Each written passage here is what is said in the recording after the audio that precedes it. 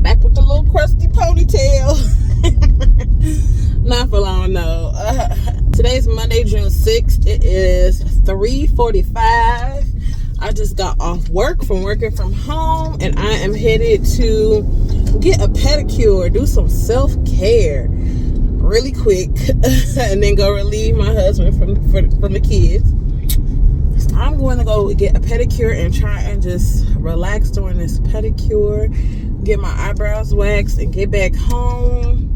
Today at work, I took it very easy. Very, very easy. I had the mind. Well, my goal for today was to get a lot of the early June renewals out, because clearly it's June. And they weren't prepared for me to get out. They weren't prepared. So like I mentioned, they hired someone to help with putting the June renewals in.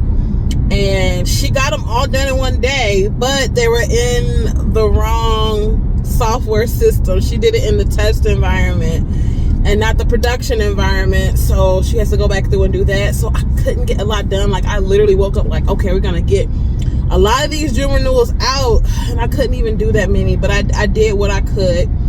And then, yeah, caught up on some emails and other things like that. But I took it very easily because I'm going full force the rest of the week. So yeah, I'm about to go do me some self-care. The nail salon is right up the street.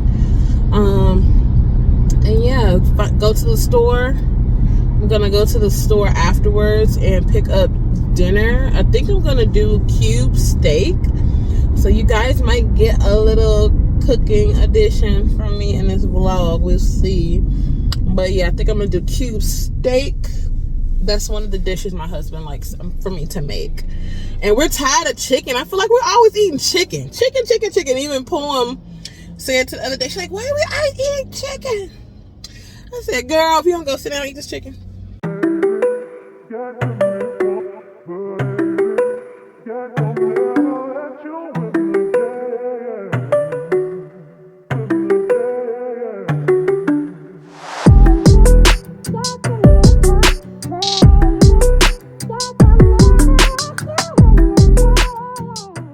Y'all, Haley hooked your girl up. Every time I go there, I'm going to ask for Haley because she hooked me up. So again, if y'all watched a couple vlogs ago, maybe a month and a half ago, I did the milk and honey pedicure, and I was going in to do the regular, not even the regular, but the step up deluxe.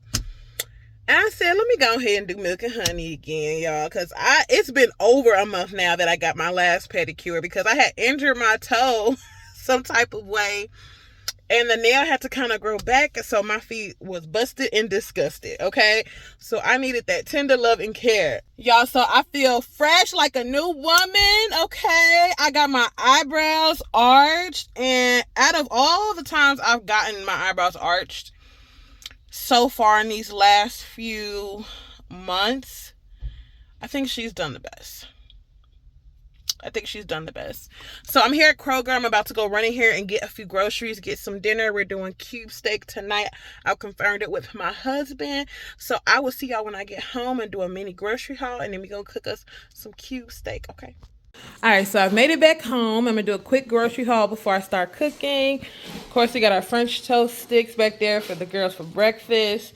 This is what we're making tonight: some cube steak, olive oil, some beef gravy. That's the gravy I use for the steaks. I haven't mastered making my own gravy, so that's what we use for now. And then ground beef. I have a green pepper because we're going to use that with the steak tonight.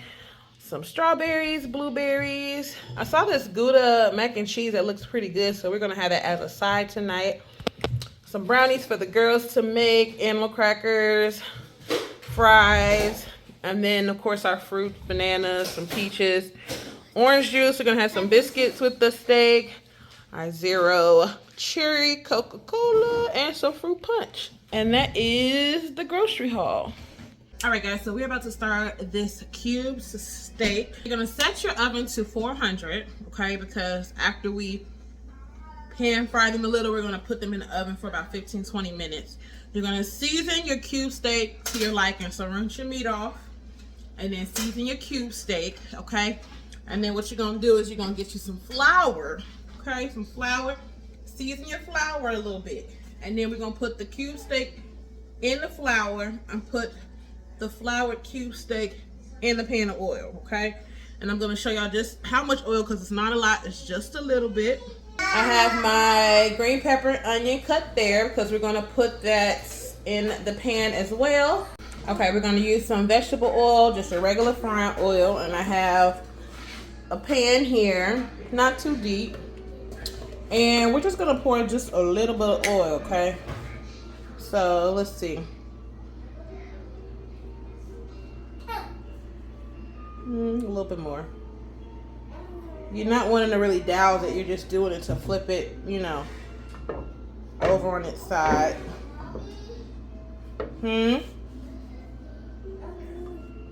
Okay, so that's about how much oil you're going to be adding. And then we're going to go ahead and turn this on like medium high. I have no clue how I'm supposed to cook and everyone's crying.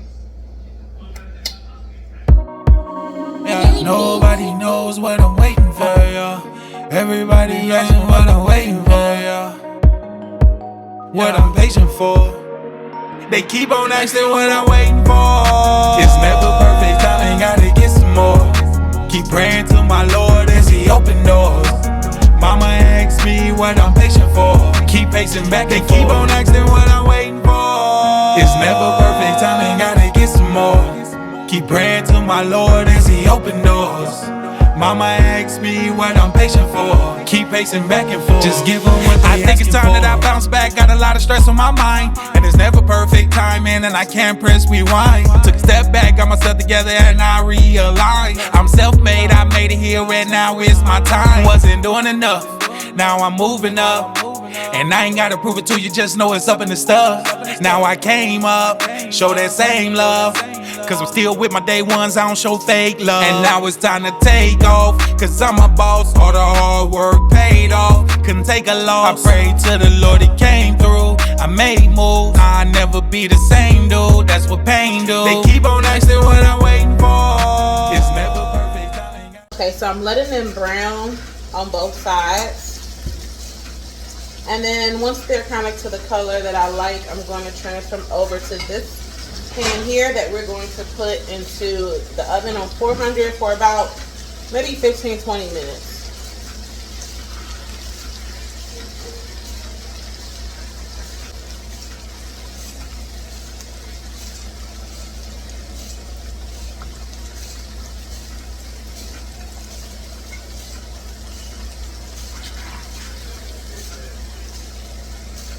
Take some of those onions and green pepper,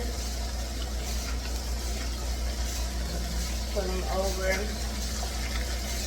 I'm gonna leave some in there though because I have a few more cube steak to go in.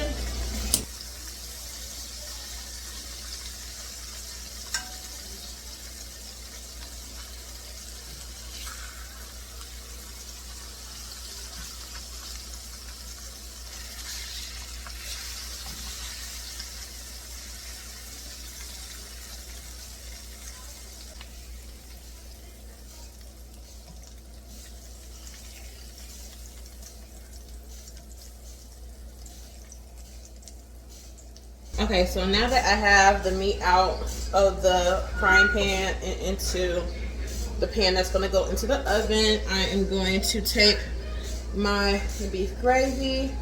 And again, if you know how to make gravy from what's left with the oil and the residue, by all means, you know, do you, boo-boo. Because it probably tastes really good that way, but I just haven't mastered that yet. So I'm using 2 cans of the beef gravy, Heinz beef gravy, which is pretty good. And I'm just going to pour that over.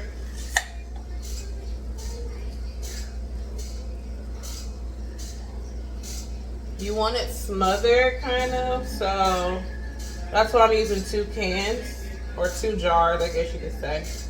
But whatever beef gravy you like, if you don't make your own gravy, if you want to use chicken gravy, that might be good too.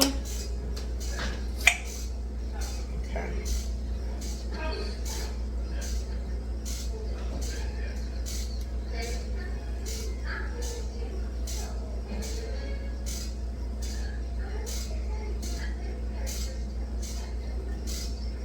All right, so everything is covered, and then I'm going to put it in my oven, which is already heated up to 400 for about 15 to 20 minutes.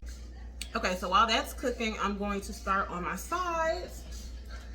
And this is the mac and cheese that I got from the store, from Kroger. This is the private selection. It's mac and cheese made with Gouda and aged white cheddar. So I've never had this before, but my husband loves Gouda cheese. So we're gonna see how this is, and then we're gonna do some green beans for the vegetables, and we're gonna do biscuits. And that's gonna be our meal for tonight. Nice little hearty meal. I like to cook like this when everyone's home. Well, Dre's not home right now. He went to a friend's house, but he'll be home for dinner. But yeah, so, and like I said, this is one of his favorite meals that I cook. So that's our food for tonight, and then I'm gonna come back and show you guys what it looks like. So this is the finished product. This is my cube steak with onions and green peppers. The mac and cheese was so good, and we have our green beans and biscuits. Dinner was great. Good morning, guys. It is Tuesday. Today is Tuesday, June 6th, and I am on the way to the office. I'm going in later today. I'll be there around 8:09. And I'm probably going to stay till 4, just because I'm going in a little bit later. Guys, let me tell y'all what happened last night. Y'all, so we had an unexpected guest last night. Shout out to my mother-in-law. Y'all, so last night, you know, I cooked. You guys cooked with me. We made us some cube steak, some mac and cheese, some green beans, some biscuits, and it was good. So everybody had got done eating. I was giving baths to the girls. House, a complete mess. Okay, a complete mess. I had just got done cooking, okay? And you know when you cooking with flour and oil and grease popping everywhere and flour, you know, the kitchen was a mess. The living room and dining room was a mess. Everywhere was a mess, okay? You guys know I clean at the end of the night when the girls are put to bed and they can't make no more damages, okay? So it was looking a mess. And then all of a sudden, I hear Dre on the phone. Mind you, it's probably like 9:48ish, going into 10 o'clock. I hear Dre on the phone like, I knew you was gonna sneak down here. And then I hear his mom on the phone like, come get these bags. Y'all, our mother-in-law, well, my mother-in-law, his mama done popped up on us, y'all. And this is the second time she's done it. This is the second time she's done it. The first time she did it was last year around his birthday. She came and surprised him for his birthday. And kind of the same scenario. It was late. This time it was like 11 o'clock at night. I had just put the girls to bed. I had fell asleep with them. And so I had woke up. It was like 11 o'clock at night. And I hear the doorbell ring. And I'm like, who's at the door at 11 o'clock at night? I was low-key scared to go look. But I went down there and I'm looking through the peephole. And I'm like, I know that's not Dre, because he can go through the garage. He has the passcode to the door, because, you know, we have a keypad if you get locked out. And I look again, and I'm like, Mom? She snuck up on us again. Shout out to you, mother-in-law, if you're watching this. But yes, I know Dre is so happy to see her. But yeah, she came in. I'm like, you could at least told me so I could have had the house together. I ain't had the guest room / my office together, nothing. So I had to hurry up and switch out bed sheets and all that. So I'm happy to see her. This is her first time seeing the baby in person since she's been born. So, you know, thank God she's here. So Dre, you know, she can spend time with the grandbabies. Hopefully Dre gets a little break, because, you know, he be tripping sometimes. But yeah, y'all. So all that to say, it threw me off last night. It threw me off because, you know, y'all saw my little struggling ponytail yesterday. I'm like, okay, I'm gonna put these girls to bed, and then I'm gonna go and get my hair together. But when she came, like, of course the girls were so excited and happy, so they stayed up way later.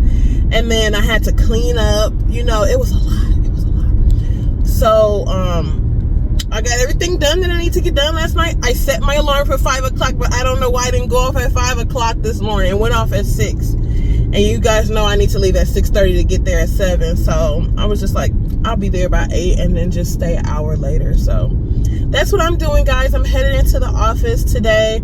Our team meeting, which is usually has been on Wednesday since I've been back from maternity leave, was switched to today, Tuesday. So we have our team meeting today. And then, yeah, you guys already know, you know what I'm working on and all that type of stuff. So I'm headed into the office. Gonna get my coffee when I get there. Gonna write my to-do list. I have a few things I have to get done when I first get there.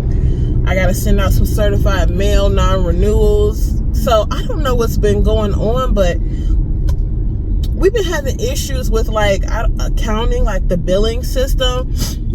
I saw 4 policies yesterday that are coming up for renewal next month that have not been paid at all for the current term. So it went from July 2022 to July 2023. Nothing has been paid on them, and there were no pre-cancellation notices that went out or nothing like that. And I have to send out manual pre-cancellations this morning to our processing team so they can send it out certified mail. They were getting these insurers were getting invoices every single month, but I guess they just weren't paying them. But it should have canceled out at the most 3 months in, but it didn't. So we're cleaning up some of that stuff too. So yeah, you guys know I got my work cut out for me. So yeah.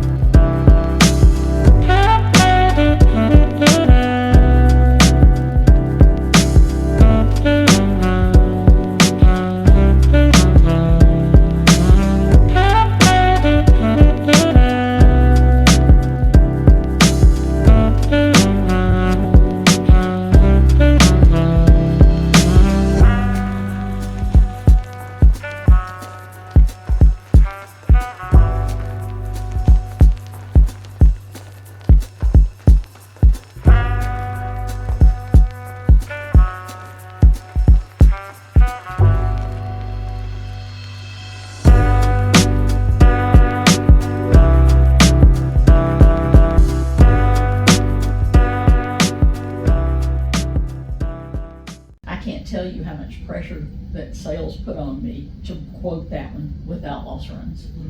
And I said, I'm not going to do it. I got to have an idea. There was no EMOD and there were no loss runs. So it's like, what am I supposed to do if there's no, I mean, at least if I had an EMOD, Yeah. you know, but I'm not getting an EMOD. So I said, I can't even make a guess. I don't know, our manual premium was $2.5 million, and they were saying if you can get it down to $1 million, you could write it. Well, you know, if they had good losses and they had a good EMOD and we could justify putting some schedule credit, we might have been able to get there, but you know, that's still a big stretch. Yeah. That's a pretty big stretch. And I was like, you know, it was in California, so I had up to 50% schedule credit, but it's like, I can't, you know, if I just have the $2.5 million, I can only get to $1,250,000, even if I used all the schedule credit, but I can't justify it without loss runs, so. I said, if you tell me I have to quote it, I'll quote it at manual, but I'm not putting credits on it. And he said, no, I agree with you, we're not gonna quote it. So, anyway. Well, that brings up a good question, just when I'm reviewing, because I'll get pushback too about that, about losses, not having them and adding credit. If we have an EMOD and the EMOD, you would say is favorable,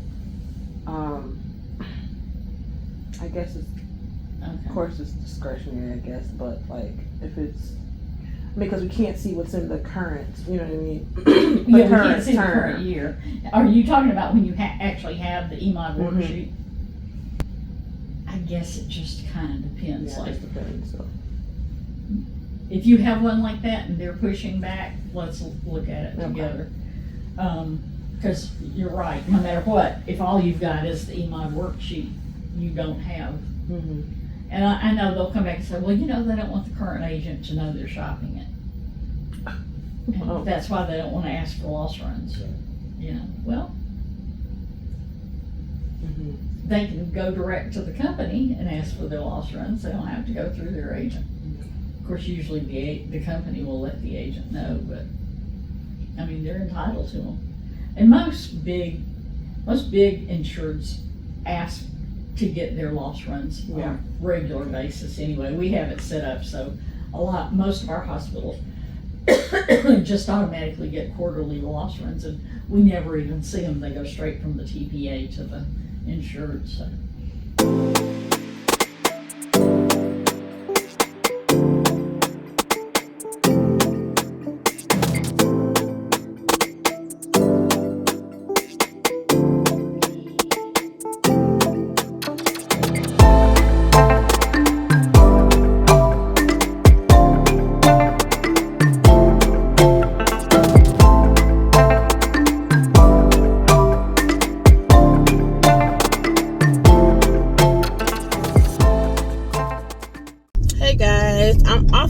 Now, and I am headed home. I stayed a little bit late today, just because I came in later, but not as late. I didn't stay till 4. What time is it now? It's 3:40, so almost close to 4. Yeah, so I'm headed home now to my family. As I told y'all before, my mother-in-law is here, so figure out what we're doing today, if we're doing anything. Work was good. Work was really good. It's just always so much to do. It was good. I was productive. I mean, at this point, all you can do is what you can do. And I feel like I say the same thing over and over again, but it's true. You know, you go in with the game plan and you just have to do what's thrown at you, and that's basically, you know, just what I do. Okay, guys, so I wanted to talk to you about something very briefly, because I'm going to do a dedicated video to this. If not next week, then probably the week after. Okay, so as you guys know, well, some of you know, those who been following my videos for a little bit since maternity leave and a little bit before, I was offered, of course, when you go on maternity leave, you're either going to immediately have 6 weeks or 8 weeks of maternity leave, depending on if you have a natural or C-section. Okay, well, with my company, they offered an additional 6 weeks, 100% pay, under the stipulation that I would stay at least a year after my maternity leave. So I would need to stay I would need to commit to the company until April of 2024. Okay, I signed a document and all of that. In the event that I don't stay, I would have to pay back that 6 weeks that they paid for. Okay, so with that being said, you know, I don't want to say I'm stuck, because you're never stuck anywhere. You can do what you want to do. So, of course, guys, of course, all these headhunters and recruiters from different companies, different carriers, different insurance companies, different staffing agencies have been hitting my line nonstop. I mean, emails, phone calls, LinkedIn, all of it, okay? All of it. And this is a suggestion for you too.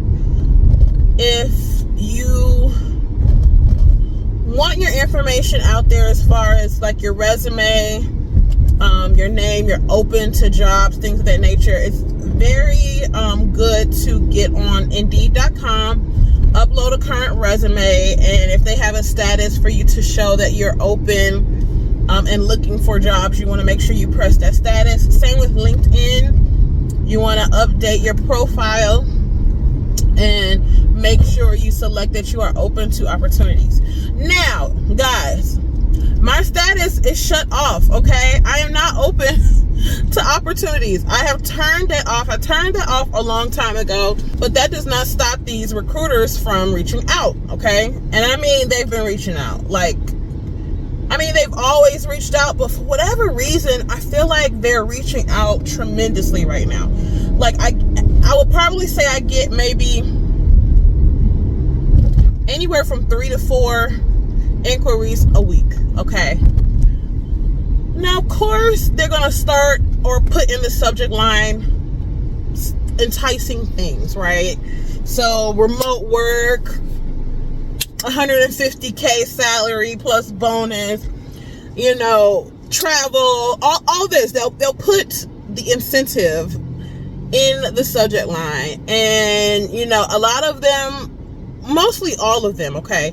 Mostly all of them, I respond and I say, thank you for the opportunity. I'm not interested at this time. Please think of me for future opportunities. And that's most of the time, that's what I say, or I just don't respond. But I try to respond because you never know, it may come back around in the future. So most of the time, I don't just leave people on red, okay? I respond and say, not interested at this time, but thank you for considering me or reaching out, okay? Now, last week someone reached out to me, gave me a phone call, got my information, I believe from LinkedIn, or they got my resume from somewhere, or I don't remember. Anyway, long story short, ended up answering the phone, didn't know that this was a headhunter, and we got to talking, and she told me about a position that she was looking to fill for a large accounts underwriter. Have I done large accounts? Yes, I have. But would I consider myself a large accounts underwriter? No. Because typically with large accounts, they mean like large accounts, like huge premiums, huge exposure. I have done it, but it's not majority of my work, okay? So, I explained that, and I'm gonna just be very honest and very candid, because this is what you guys are here for. This channel, part of this channel is designed to be transparent in this field of underwriting, just so, because it's not a lot of information out there, so I'm just giving you information, okay? So, initially, the conversation was about a large accounts underwriting position, and started out with the salary. Again, I'm gonna be transparent, because at the end of the day, it's not gonna happen. I'm sticking with my carrier, so I'm gonna be transparent. Salary is $150,000 a year plus bonus, and usually the bonus is a percentage of your salary. Could be anywhere from a low 3% to 20%, okay? So, good salary, okay? Very, very good salary. The experience, I don't have the experience in large accounts, but I have done large accounts. So, I explained it to her, and whatnot. At this point, I have not advised that I'm in pretty much a contract. I'm just, listening to the information and we're having a conversation, okay? So she asked for my resume. I send over an updated resume while we're talking, and she reviews it, and she says, there's another position that I think would be a little bit more suitable for you. It's not 150K, but what would you be willing to move for? So I tell her what I'm willing to move for. It ain't 150K because it wasn't that, but it was up there. We passed 6 figures now, okay? So she's just like, oh, okay, I think that'll work. I'll let them know, and I'll get back with you, okay?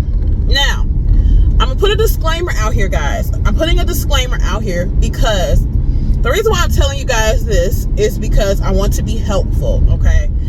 I want to be helpful with the conversations that you may have. I have a lot of people that reach out to me because of these videos that want to know how to have these conversations, want to know what a recruiter asks, what do they talk about, things of that nature. So I'm being candid because this opportunity, it's a win-win for both, for me and you. It's a win-win, okay?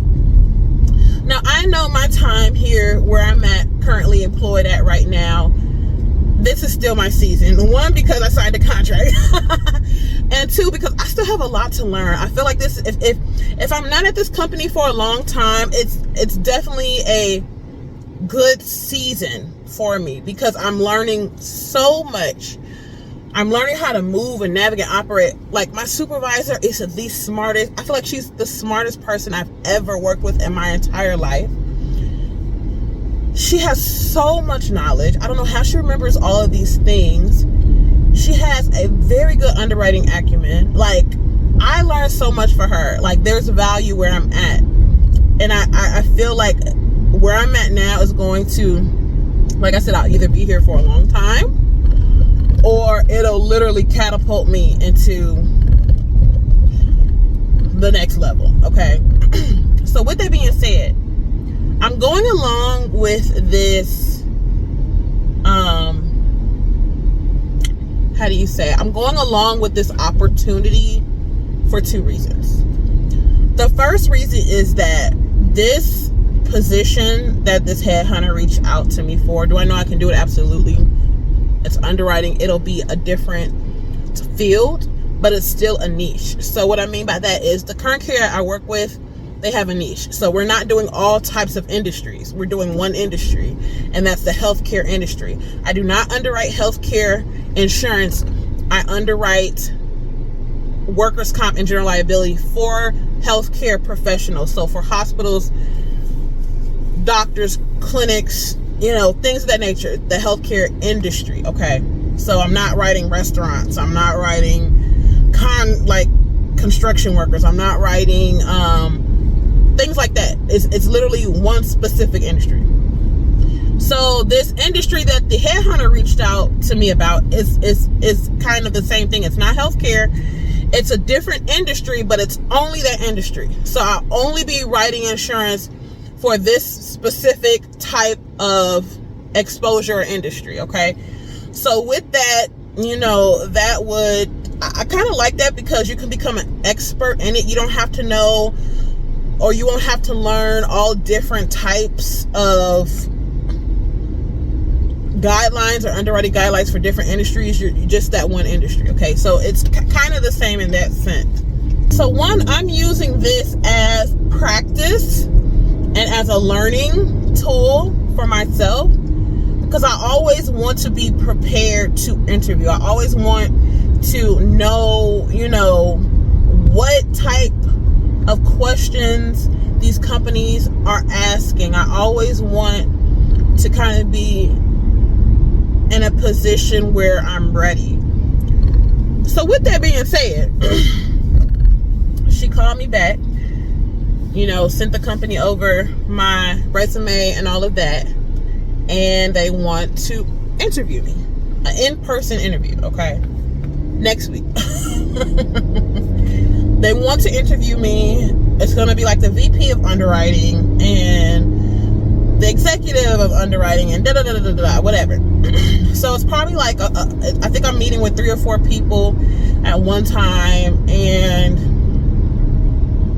I'm a little nervous. I mean, although it doesn't matter what comes from it,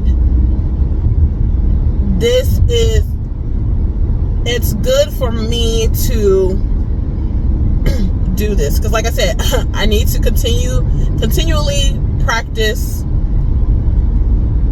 being able to speak about my field and what I can bring to the table and what I know. So this is a learning tool for me and a practice tool for me. And if I'm offered the position,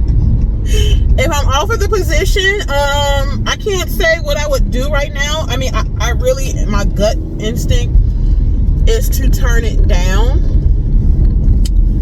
But also, I want to take you guys into the interview with me, okay?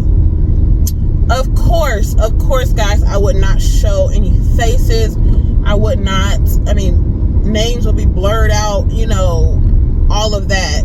I mean, I'm not done when it comes to that, okay? No names of company, no names of people. All you will probably literally hear is conversation and questions being asked and answers. And I think this will help a lot of people. So that's another reason why I'm doing it. I'm nervous about it though, because I mean, you guys are going to be hearing me. I hope I'm not stumbling over words, all of that. But I mean,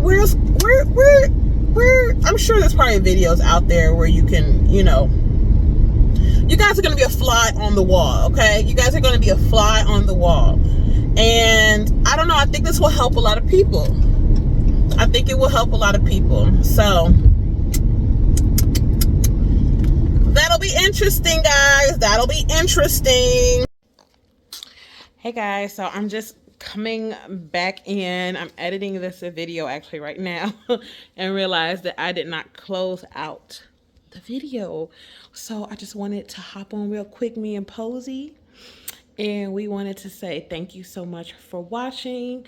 I hope you enjoyed this vlog. I tried to incorporate different things on the job. So taking you guys into my little team meeting today and just talking about the interview that I'm having next week and bringing you guys in on that to kind of give you it's not hands-on because you're not doing it, but instead of me just explaining things, I want to take you in with me. So comment down below if you stay to the end and if this is something that you would be interested in seeing, like I said, being a fly on the wall in an interview.